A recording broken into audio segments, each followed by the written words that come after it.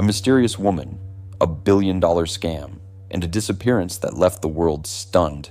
Ruja Ignatova, known as the Crypto Queen, she promised to revolutionize the financial world with her cryptocurrency, OneCoin. Instead, she orchestrated one of the biggest financial frauds in history, stealing billions from unsuspecting investors before vanishing into thin air. She fooled the world and remains one of the FBI's most wanted fugitives. Born in Bulgaria in 1980, Ruja was always a brilliant student. Her family moved to Germany when she was young, and she later earned a PhD in law from the University of Konstanz. Highly intelligent, charismatic, and with a vision for financial innovation, she quickly made a name for herself in the world of business. In 2014, she teamed up with a man by the name Sebastian Greenwood, an expert in multi-level marketing, and together they launched OneCoin. They promised it would be bigger than Bitcoin. But unlike Bitcoin, which required mining and had a limited supply, OneCoin promised easy access and rapid profits for everyone. Ruja made sure to look the part, often dressed in glamorous outfits, exuding confidence, and leveraging her impressive academic credentials. She even appeared on the cover of Forbes magazine, or so it seemed. But in reality, it was Forbes Bulgaria, and the cover was a piece of sponsored content she had paid for. Investors were mesmerized by her confidence, and soon, money started pouring in. At first, OneCoin started small, with uncertainty surrounding its potential, but within months, over €1 billion had been invested in the scheme. It operated as a multi-level marketing machine, with people investing their life savings in hopes of getting rich. Conferences were held in packed stadiums, with Ruja being treated like a celebrity. One of the largest of these events was held at Wembley Stadium, where Ruja captivated the crowd, pushing OneCoin as the future of finance. But behind the scenes, there was no blockchain, no real technology, just a massive Ponzi scheme. As OneCoin grew, so did suspicions. Financial regulators started investigating.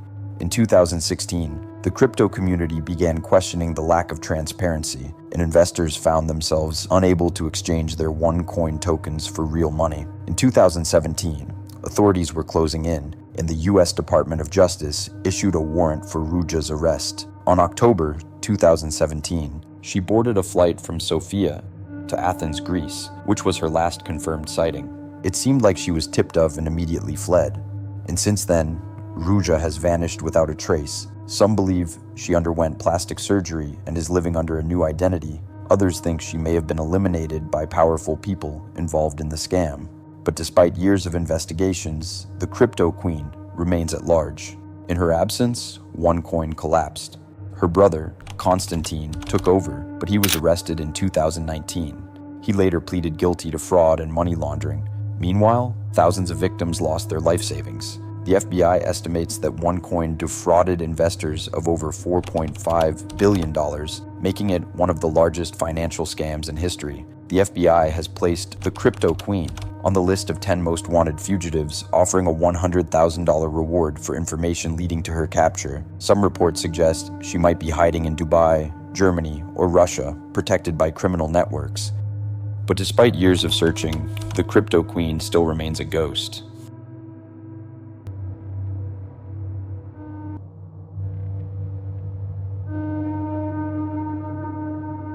The youngest suspect on the FBI's most wanted list is 27-year-old Alejandro Rosales Castillo, who has been on the run for nearly a decade. He is wanted for luring his former co-worker Sandy Lee to a meeting under the pretense of paying back a loan. Instead, he led her to a wooded area in Cabarrus County, North Carolina, where he shot and took her life.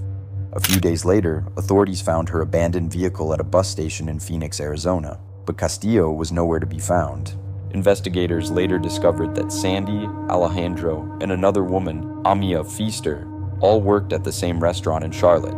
Castillo had briefly dated Sandy before moving on to Amia. It wasn't just a love triangle, as official reports for the incident claims that a joint investigation by the FBI and the Charlotte-Mecklenburg Police Department revealed that Castillo owed the victim money, approximately $1,000. Text messages between Castillo and the victim showed they agreed to meet in Charlotte on August 9, 2016, so he could repay the loan. He convinced her to meet him at a gas station under the guise of repayment. Instead, she was robbed, murdered, and left in the woods. Security footage would later capture Castillo and Amia crossing into Mexico through Nogales, Arizona. But while Amia eventually turned herself in and was charged as an accessory, Castillo vanished. One minute, he was staying with a relative. Then, without warning, he disappeared again. It's unfortunate that even till today, the FBI has no solid leads on his whereabouts. Their best guess is that he's still hiding in Mexico. The last known images of him show a young man with short dark hair, shaved sides, and a lean build. But beyond that, he's a ghost. A $4 million reward remains on the table for any information leading to his arrest. Authorities believe Castillo had a plan in place before he committed the crime. The way he moved so quickly, ditching Sandy's car and fleeing the state before crossing the border, suggests he had been preparing for this moment. While Amia Feaster admitted to traveling with him, there's little evidence to suggest she was involved in the actual murder, but despite years of searching, the FBI has been unable to track him down. He could have changed his appearance, taken on a new identity, or moved to a remote area where law enforcement has little reach. What makes the case even more frustrating is the lack of sightings. Unlike other fugitives who occasionally slip up and appear on security cameras or in witness reports, Castillo has completely vanished. Investigators say he's extremely dangerous, as he was only 17 when he committed the murder, meaning he's had nearly a decade to adapt, learn, and potentially commit other crimes. Some experts believe he may have joined a criminal organization in Mexico, using his fugitive status as leverage to gain protection. Others think he's living under the radar, possibly even with a family that has no idea about his past. The FBI's Most Wanted list is constantly evolving, with new criminals added as others are caught. But Castillo has remained on the list for years, a sign of just how elusive he is. Despite numerous rewards and investigations, every lead has gone cold. Yulan Adonai Arteaga. Back in the 80s, a gang known as Mara Salvatrucha was formed in Los Angeles, originally created to protect Salvadorian immigrants from other gangs in the area.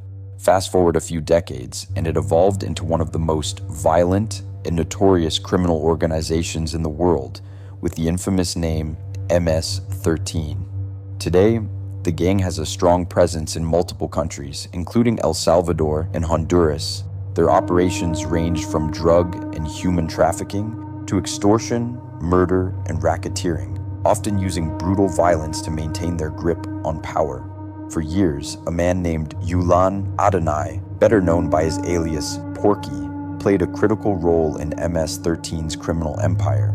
As the leader of the gang's activities in Honduras, he was responsible for smuggling weapons, drugs, and cash across Central America and into the United States. The FBI wants him for a long list of crimes, including trafficking massive quantities of narcotics, orchestrating the killings of rival gang members, and engaging in conspiracy, racketeering, and possession of illegal firearms. Despite weighing only about 160 pounds, Porky is considered one of the most dangerous figures in Honduras, with MS-13 controlling vast territories and terrorizing communities across the country. One of the most shocking aspects of his story is that Porky was once in custody. He had been arrested by Honduran authorities and brought to court for a hearing related to the murder of 2 prosecutors. During the hearing, a group of 20 heavily armed men, dressed as members of the anti-gang police unit, entered the courthouse. They appeared to be escorting another suspect, but in reality, they were there for Porky. Without warning, they opened fire, creating absolute chaos inside the courtroom, and within moments, they had taken down the security guards and safely escorted Porky away. In the process, 4 police officers were killed, and by the time reinforcements arrived, he was long gone. Now, authorities consider Porky to be one of the most elusive criminals in the world. Given the nature of his crimes, he is classified as armed and extremely dangerous. The FBI has placed a $5 million reward for any information leading to his arrest, making him one of the highest priority fugitives on their list. However, tracking him down has proven to be an impossible task. One of the reasons authorities have struggled to locate him is that Porky has taken extreme measures to stay under the radar. While he is still believed to be hiding somewhere in Honduras, he rarely stays in one place for too long.